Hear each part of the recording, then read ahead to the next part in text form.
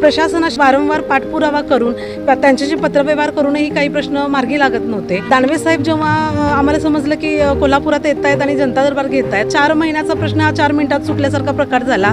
सर्वसामान्य लोकांसाठी झटणारी शिवसेना आजही त्याच ताकदीने सत्ता नसताना काय करू शकते याची एक प्रचिती आज आलेली आहे की अशा दरबारातूनच ही कामं सुटणार असतील तर असे दरबार रोज झाले पाहिजेत, कारण सहजासहजी प्रशासनाकडून काय मिळत नसेल तर अशा पद्धतीनेच घेतलं पाहिजे। शहरातील राजारामपुरीत काही गल्ल्यांमध्ये गेले 3 महिने पाणी प्रश्न निर्माण झाला होता।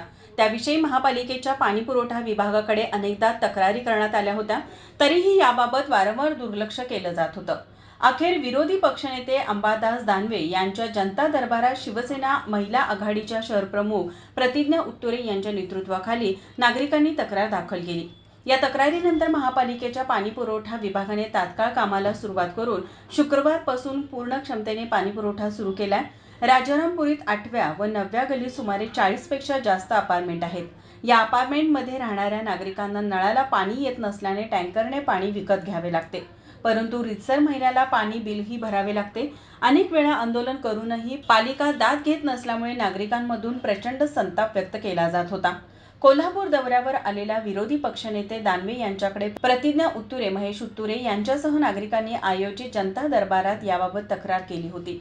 या संदर्भात दानवे यांनी अतिरिक्त आयुक्त केशव जाधव, जल अभियंता नेत्रदीप सरनोबत यांना 24 तासात पाणी पुरवठा सुरळीत करून अहवाल सादर करण्याचे आदेश दिले होते।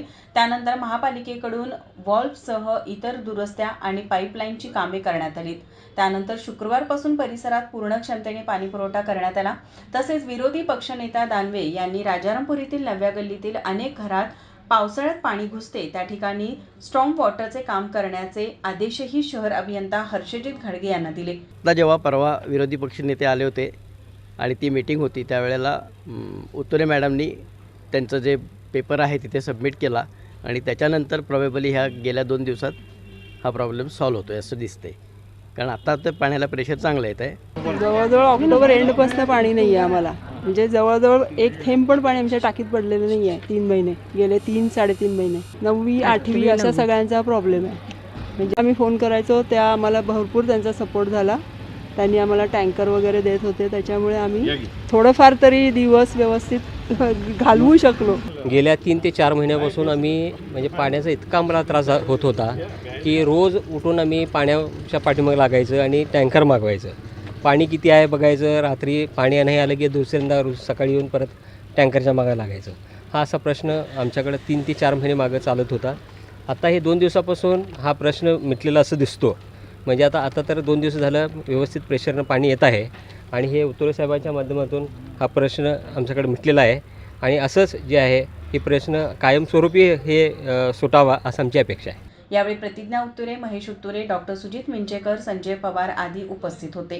विरोधी पक्षनेते अंबादास दानवे साहेब यांनी जनता दरबारच्या माध्यमातून कोल्हापूर जिल्ह्यातील अनेक प्रश्न मार्गी लावण्याचा प्रयत्न केला आणि त्यातले काही प्रश्न सुटलेले आहेत आणि त्याच पद्धतीनं काही प्रश्न हे ते फॉलोअप घेत आहेत। उदाहरणार्थ आज आमचंच सांगायचं झालं तर ह्या भागाचं प्रतिनिधित्व करत असताना गेले काही महिने 3-4 महिने झाले इकडे 2-3 गल्ल्यांना पिण्याच्या पाण्याचा प्रश्न खूप भेडसावत होता। अतिशय तुम्ही नागरिकांची आता प्रतिक्रिया ऐकल्या असतील की ते अतिशय वैतागलेले होते। प्रशासनाशी वारंवार पाठपुरावा करून त्यांच्याशी पत्रव्यवहार करूनही काही प्रश्न मार्गी लागत नव्हते। दानवे साहेब जेव्हा आम्हाला समजलं की कोल्हापुरात येत आहेत आणि जनता दरबार घेत आहेत, तर आम्ही तिथे नागरिक पण आले होते, त्यांनी त्यांचे प्रश्न मांडले होते। अगदी 4 महिन्याचं असं म्हणता येईल की 4 महिन्याचा प्रश्न हा 4 मिनिटात सुटल्यासारखा प्रकार झाला की त्यांनी सांगितलं, आदेश केले आणि प्रशासनानं ताबडतोब आपली यंत्रणा हरवली। त्यांचं काय नियोजन चुकत होतं काय होतं, पण ते असं कळून येते की आता पाणी सुरळीत आहे। आज दानवे साहेबांनीही स्वतः फॉलोअप घेण्यासाठी फोन केला होता, तर आम्ही इथे चौकशी केली, बघितलं तर आज पाणी पुरवठा व्यवस्थित सुरळीत चालू राहिलेला आहे। ह्याच शिवसेनेच्या माध्यमातून नेहमीच सर्वसामान्य लोकांसाठी झटणारी शिवसेना आजही त्याच ताकदीने सत्ता नसताना काय करू शकते ह्याची एक प्रचिती आज आलेली आहे। कोल्हापूर जिल्ह्यातील अनेक प्रश्न म्हणाले की अशा दरबारातूनच ही कामं सुटणार असतील तर असे दरबार रोज झाले पाहिजेत। जे शिवसेना इतके पूर्ण संपूर्ण महाराष्ट्रामध्ये दरबार राबवतीये, तर सगळ्यांनी का राबवू नयेत, कारण सहजासहजी प्रशासनाकडून काय मिळत नसेल तर अशा पद्धतीनेच घेतलं पाहिजे। माझा महाराष्ट्र कोल्हापूर।